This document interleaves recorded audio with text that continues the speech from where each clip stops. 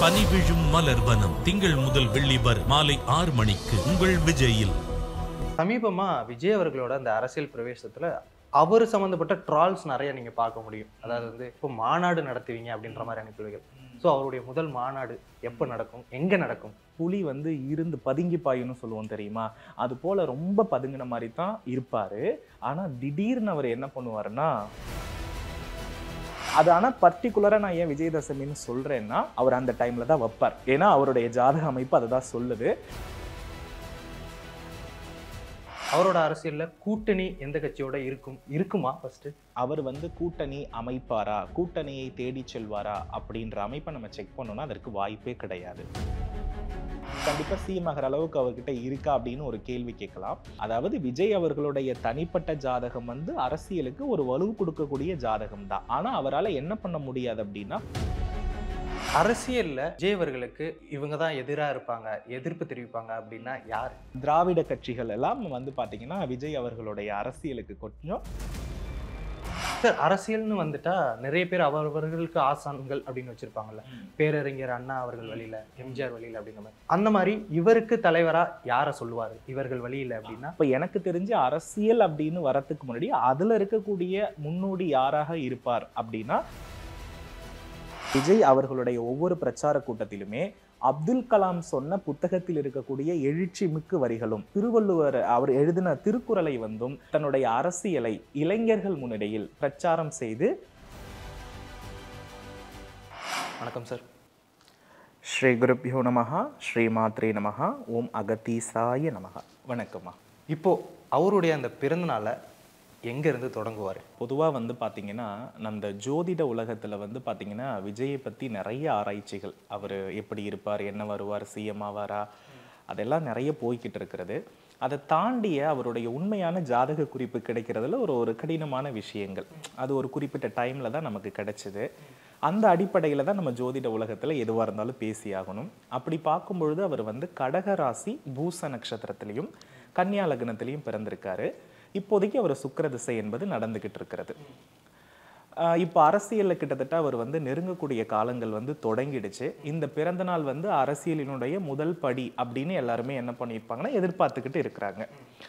ஏன்னா அவருடைய ஜாதக அமைப்பு எந்த வழியில் இருக்கிறது அப்படின்னா, முழுக்க முழுக்க வந்து குருவினுடைய தொடர்பில் ரொம்ப பாசிட்டிவாக இருக்குது. இப்போ குரு அப்படின்னாலே வந்து பார்த்தீங்கன்னா அரவணைப்பு தான், அறப்பணி தான்.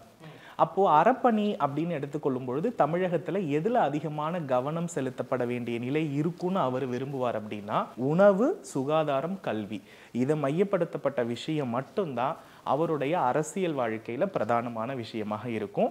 ஸோ அப்போ முதல்ல இந்த பிறந்த நாள் வந்து அரசியல் சார்போடு தொடங்குறதுனால இங்கிருந்து தான் வருவதற்கான வாய்ப்பு இருக்குன்றது என்னுடைய கணிப்பாக இருக்கிறது. சமீபமா விஜய் அவர்களோட அந்த அரசியல் பிரவேசத்துல அவர் சம்மந்தப்பட்ட ட்ரால்ஸ் நிறைய நீங்கள் பார்க்க முடியும். அதாவது வந்து என்ன எப்போ பார்த்தாலும் வாழ்த்துக்கள் மட்டுமே சொல்லிட்டு இருக்கீங்க, எப்போ நேரடியாக வந்து மக்களை மீட் பண்ணுவீங்க, எப்போ மாநாடு நடத்துவீங்க அப்படின்ற மாதிரியான கேள்விகள். ஸோ அவருடைய முதல் மாநாடு எப்போ நடக்கும், எங்கே நடக்கும்? அவர் விஜய் அவர்களுடைய ஜாதகத்தை பொறுத்தளவில் ஒரு நிதானமான அரசியலாக இருக்கும். நம்ம சொல்லுவோம் தெரியுமா, புலி வந்து இருந்து பதுங்கி பாயுன்னு சொல்லுவோம் தெரியுமா, அது போல ரொம்ப பதுங்கின மாதிரி தான் இருப்பார். ஆனால் திடீர்னு அவர் என்ன பண்ணுவாருன்னா, ஒரு குறுகிய காலகட்டத்தில் ஒரு பிரம்மாண்டமான வெற்றியை பெறுவதற்கான வாய்ப்பு நிறையா இருக்கிறது. இப்போ நீங்கள் கேட்டீங்க மாநாடு எப்போ வரும் அப்படின்றத கேட்டீங்க. இப்போ எதில் எல்லாருக்கும் ஆர்வம் இருக்குதோ அதுலேயே ஒரு பலகீனம் நடந்து தான் ஒருத்தர் அரசியலுக்குள்ளேயே வர முடியும். அப்படின்னா என்னன்னா, இப்போ நான் முன்னாடி உங்ககிட்ட என்ன சொன்னேன், அவருடைய அறம் அப்படின்றது வந்து மருத்துவமனையிலிருந்து அவர் செய்ய தொடங்குறாருன்னு சொல்கிறேன். ஆனால் அதுக்கு இடையில இந்த பிறந்த நாள் 2024 நடப்பில் இருக்கிறது இல்லையா, இதில் அவருடைய அந்த 51 வயதிற்குள்ள அவர் கொஞ்சம் உடல் ரீதியான பலகீனத்தில் இருக்கிறதுக்கு வாய்ப்புகள் இருக்கிறது. குறிப்பாக சொல்லணும்னா, இப்போ இந்த ஆடி மாதம் ஆவணி மாதம் இங்கிலீஷில் நம்ம சொல்லணும்னா வந்து ஜூலை ஆகஸ்டில் அவருக்கு கண்டிப்பாக என்ன இருக்குன்னா ஒரு மருத்துவ சிகிச்சை என்பது இருக்கும். அந்த மருத்துவ சிகிச்சையில் அவர் மருத்துவமனையில் நடக்கக்கூடிய விஷயங்கள் எல்லாத்தையுமே அவர் நிறைய கெயிட் பண்ணுற மாதிரி இருக்கும். அதனுடைய அடிப்படையிலிருந்து இப்படி நான் பார்த்தேன், இது எனக்கு ரொம்ப ஒரு எழுச்சியை கொடுத்தது, அதனால நான் மாநாடு போடுறேன்ற ஒரு சூழல்ல கட்டாயமாக விஜயதசமி வருது இல்லையா, விஜயதசமியிலிருந்து தீபாவளிக்குள் அவருடைய மாநாடு உறுதியாக இருக்கும். அது ஆனால் பர்டிகுலராக நான் ஏன் விஜயதசமின்னு சொல்கிறேன்னா, அவர் அந்த டைமில் தான் வைப்பார். ஏன்னா அவருடைய ஜாதக அமைப்பு அதுதான் சொல்லுது. ஏன்னா அவருடைய அரசியல்ல மேற்கோள் காட்டணுன்றதே கல்விதான். அப்போ அந்த இடத்துல அவர் வந்து ஆன்மீகத்துல இது ஒரு மதத்தை தான் பின்பற்றுவாரானா கிடையாது. அவர் எல்லா மதத்துக்குமே ஆதரவு தரக்கூடிய அளவுல அவருடைய கொள்கை நிலை இருக்கணும்னு அவர் விதிப்பயன் சொல்லுது. அதனால தமிழகத்துல இருக்கிறதுனால தமிழகத்துல பிரதானமா படிப்புக்குன்றது விஜயதசமி தான். அந்த நேரம் நெருங்குகின்ற பொழுது அவருடைய ஆளுமை திறன் வந்து வெளிப்படுவதற்கான வாய்ப்பு இருக்கு. அந்த ஆளுமை திறனை உடல் பலகீனம் அடைந்து தேறி அதன் வழியில் அரசியல் செய்வதற்கு நிறைய வாய்ப்புகள் இருக்கிறது. நிறைய பேர் எங்க இது நடக்கும் அப்படின்ற மாதிரியான விஷயத்துல இருப்பாங்க. கண்டிப்பா நடக்கும். இந்த கடக ராசி அப்படின்னாலே வந்து அது வந்து ஒரு கடற்கரை. இப்போ அவரை பொறுத்தளவுல நிறைய இயற்கையை வந்து ரசிக்கக்கூடிய அமைப்பு தான் அவருடைய ஜாதகத்திலேயே இருக்கு. நம்ம அவரை பார்க்குறோம். இப்போ ஒரு நடிகர்னா நம்ம எப்படி பார்ப்போம்? அவர்கிட்ட இல்லாத கார் இல்லை, அவர்கிட்ட இல்லாத வீடு இல்லை, சொத்து இல்லைன்னு தான் பார்ப்போம். ஆக்சுவலி உண்மையாக சொல்லணும்னா அவருடைய ஜாதகத்தை பார்க்கும்பொழுது அதெல்லாம் அவருக்கு இன்பத்தை கொடுக்குமானா அது இல்லைன்னு தான் நான் சொல்லுவேன். அவர் ரசிக்கிறது எதுனா நிறைய தனிமை, நிறைய இயற்கை, இயற்கையோடு பேசுதல். அப்போ இந்த இடத்துல அதனாலதான் அவருடைய வீடும் பாத்தீங்கன்னா அந்த கடகராசினாவே கடற்கரை சம்பந்தப்பட்டது. அப்போ கண்டிப்பா அந்த கடற்கரை சம்பந்தப்பட்ட இடத்துக்கும் தன்னுடைய மாநாட்டுக்கும் ஒரு பெரிய தொடர்பு இருக்கும். அப்ப அவர் வந்து இப்ப கிட்டத்தட்ட வந்து பாத்தீங்கன்னா ஈசிஆர், மகாபலிபுரம் இந்த சரௌண்டிங்ஸ்ல அவருடைய முதல் மாநாட்டை அவர் வந்து இயக்குவதற்கான வாய்ப்புகள் வந்து அதிகமா இருக்கு. அப்படி விட்டுட்டோம்னா பாரம்பரியம் நம்ம ஊர்ல எங்க அதிகமா இருக்குன்னா கோவில்களுடைய நகரம்னு சொல்லுவோம். எங்க தஞ்சை. அப்போ தஞ்சையில் நிறைய கலைகள் இருக்கிறது. தஞ்சை மாவட்டத்தில் ஏதாவது ஒரு பகுதியை தேர்ந்தெடுத்து அவர் மாநாடு நடத்தலாம். தஞ்சை அப்படி இல்லைன்னா மகாபலிபுரம். இந்த 2 இடங்கள்ல அவர் தேர்ந்தெடுப்பதற்கான சாத்தியக்கூறுகள் இருக்கிறதாக அவருடைய ஜாதகத்தில் இருக்கக்கூடிய கிரக அமைப்பு சொல்லுது. அரசியல் வந்ததுக்கு அப்புறம் பெரும்பான்மையா இந்த மக்களுக்காக அவர் குரல் கொடுப்பாரு அப்படின்னா என்ன, யாருக்காக? அவருடைய ஜாதகத்தை நம்ம கொஞ்சம் டெப்தா அனலைஸ் பண்ணி பார்த்தோம்னா ரொம்ப ஒரு வேலிடா இருக்க பிளானட் வந்து புத பகவானா தான் இருக்கார். இந்த புதன் அப்படின்னாலே படிப்பு மட்டும்தான், இளைஞர்கள் மட்டும்தான். அவருடைய பாஸ்டே நமக்கு தெரியும். அவருடைய அறிமுகம் வந்து சொல்லாம எங்க வரும் விளம்பரம் இல்லாமன்னா படிக்கிற குழந்தைகளுக்கு தான் நிறைய ஹெல்ப் பண்ணியிருக்காரு. அதை நம்ம பார்த்துருக்கோம் இல்லையா? அப்ப என்னன்னா அவருடைய அப்துல் கலாம், இப்போ அப்துல் கலாமும் திருவள்ளுவருக்கும் கல்வியில வந்து நிறைய மேற்கோள் காட்டிய ஒரு மிகப்பெரிய மகான்கள்னே நம்ம சொல்லலாம். எனக்கு தெரிந்து வந்து பார்த்தீங்கன்னா தளபதி அவர்கள் ஜாதகத்துல தனக்கு வந்து ஒரு மானசீக குருவாக அப்துல் கலாம் வந்து நிறைவேற்றாத கனவுகள் இருக்கு இல்லையா, அதையெல்லாம் தான் நிறைவேற்ற போவதாக வாக்குறுதிகள் சொல்லுவதற்கான வாய்ப்புகள் நிறைய இருக்குது.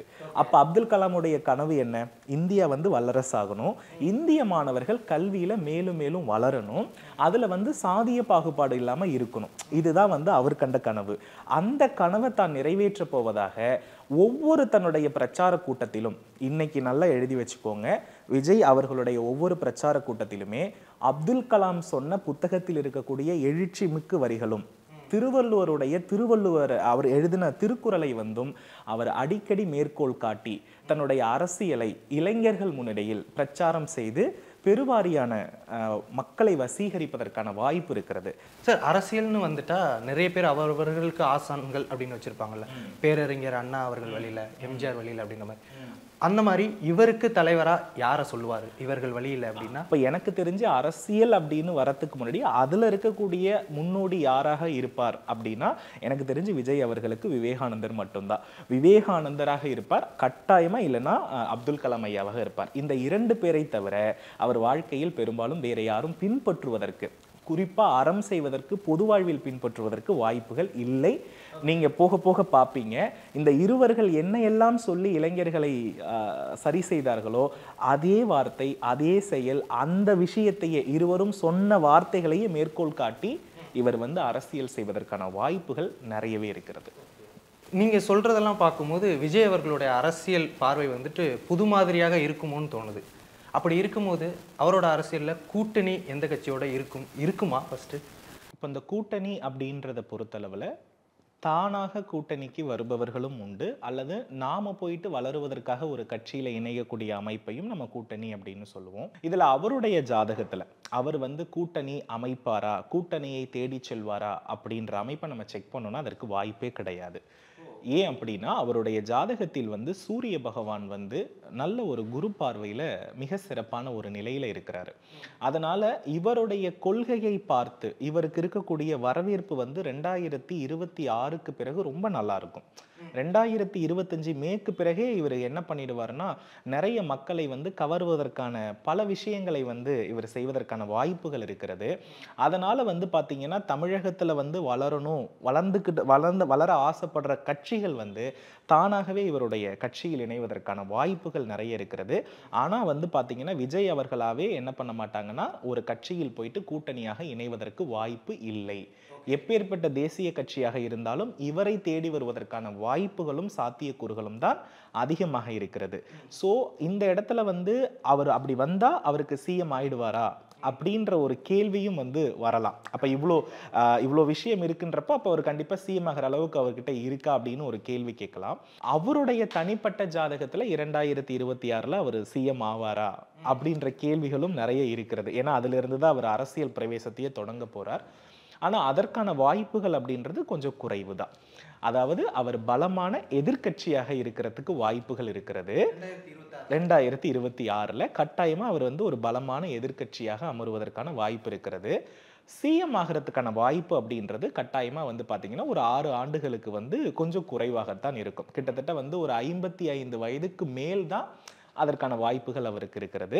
அதற்கு இடையில அவர் வந்து ஒரு அரசியல்ல ஒரு குறுகிய காலகட்டத்தில் ஒரு எதிர்க்கட்சி தலைவராக உட்கார்றதுக்கான பாசிபிலிட்டிஸ் வந்து ரொம்ப பவர்ஃபுல்லா இருக்கிறது. அரசியல்ல விஜய் அவர்களுக்கு இவங்க தான் எதிராக இருப்பாங்க, எதிர்ப்பு தெரிவிப்பாங்க அப்படின்னா யாரு? அதாவது நான் அவருடைய கொள்கையை நான் முன்னாடியே உங்ககிட்ட சொல்லிட்டேன். என்ன அப்படின்னா கண்டிப்பாக அவருடைய அரசியல் வந்து மத சார்பு தொடர்பு படுத்தப்பட்டு இருக்காது. எந்த மதத்தையுமே அவர் என்ன பண்ண மாட்டார்னா உயர்வு தாழ்வுன்னு பேசி அரசியல் செய்வதற்கான ஒரு விஷயமே அவருடைய இடத்தில் இருக்காது. ஒருவேளை அவருடைய வழியில் இருப்பவர்கள் யாராலும் அதை செய்தால் கூட இம்மிடியட்டா ஆக்ஷன் எடுத்து அதை ரிஜெக்ட் பண்ற கேரக்டர் வந்து அவர்கிட்ட இருக்கு, யாராக இருந்தாலும். அதனால அந்த நல்ல விஷயத்தை இருக்கிறதுனால தான் அவர் சீக்கிரமா வளர்றதுக்கு வாய்ப்பு இருக்குன்றத அவருடைய ஜனன ஜாதகம் சொல்லுது. என்னை பொறுத்தளவுல இப்படி வந்து ஒரு பொதுப்படையாக எல்லா கொள்கையுமே வந்து மக்களுக்கு பொதுவானதாக இருக்கும் பொழுது இருக்கக்கூடிய எல்லா அரசியல் கட்சிகளும் கட்டாயமாக எதிர்ப்பை கொடுக்கும். புரியுதுங்களா? அதனால வந்து பாத்தீங்க அப்படின்னா விஜய் அவர்களுக்கு வந்து இந்த கட்சி தான் எதிர்ப்புன்னு நம்மளால சொல்ல முடியாது. என்ன பொறுத்தளவுல வந்து மத சார்பின்மையை சொல்லக்கூடிய கட்சிகள் இருக்கு இல்லையா, ஆன்மீகத்திற்கு எதிரான நிலைகள், நாத்திகத்தன்மை, அது அந்த அமைப்புல இருக்கக்கூடியவர்கள், திராவிட கட்சிகள் எல்லாம் வந்து பாத்தீங்கன்னா விஜய் அவர்களுடைய அரசியலுக்கு கொஞ்சம் ஆப்போசிட்டா இருக்கிறதுக்கு பாசிபிலிட்டிஸ் இருக்கு, நிறைய இருக்கு. சார், இப்போ நடந்து முடிந்த தேர்தலில் வந்துட்டு ஆந்திரா, தெலுங்கானா இங்கெல்லாம் அங்க இருக்க நடிகர்களுக்கு சப்போர்ட்டா அவங்களோட சக நடிகர்கள்லாம் சப்போர்ட் பண்ணாங்க. அதே மாதிரி விஜய் அவர்களுக்கு இந்த அரசியல் பிரவேசத்துல அவரோட சக நடிகர்கள், நண்பர்கள் இவங்கெல்லாம் துணை நிற்பாங்களா விஜய் அவர்களுக்கு? பொதுவாக வந்து பார்த்தீங்கன்னா அவருடைய ஜாதகத்தில் வந்து பார்த்தீங்க அப்படின்னா அந்த கம்யூனிகேஷன் அப்படின்னு சொல்லக்கூடிய அந்த கெப்பாசிட்டி வந்து பார்த்தீங்கன்னா ரொம்பவே நல்லா இருக்கு. ஏன்னா அது குறிக்கிறதே புதன் தான். அவருக்கு வந்து பார்த்தீங்கன்னா நல்ல கிரகத்தோடைய பார்வைகள் எல்லாமே நிறைய இருக்கிறதுனால தன்னுடைய பள்ளி கல்வி நிலையில படித்த மாணவர்கள், அவர் இளைஞர்களாக இருந்த பொழுது, அது நடிகராக இருக்கணுன்ற அவசியமெல்லாம் கிடையாது, அவருடைய இளம காலத்திலிருந்து யார் அவரோடு பயணித்தார்களோ அவர்கள் வந்து இவர் அரசியல் வாழ்க்கைக்கு வந்து நிறைய ஒத்துழைப்பு கொடுப்பதற்கான வாய்ப்புகள் இருக்கிறது. சினிமாவில் இருப்பவர்கள் இவருக்கு ஒத்துழைப்பு கொடுப்பார்களா அப்படின்ற ஒரு கேள்வி வந்து ஒரு சந்தேகம்தான்.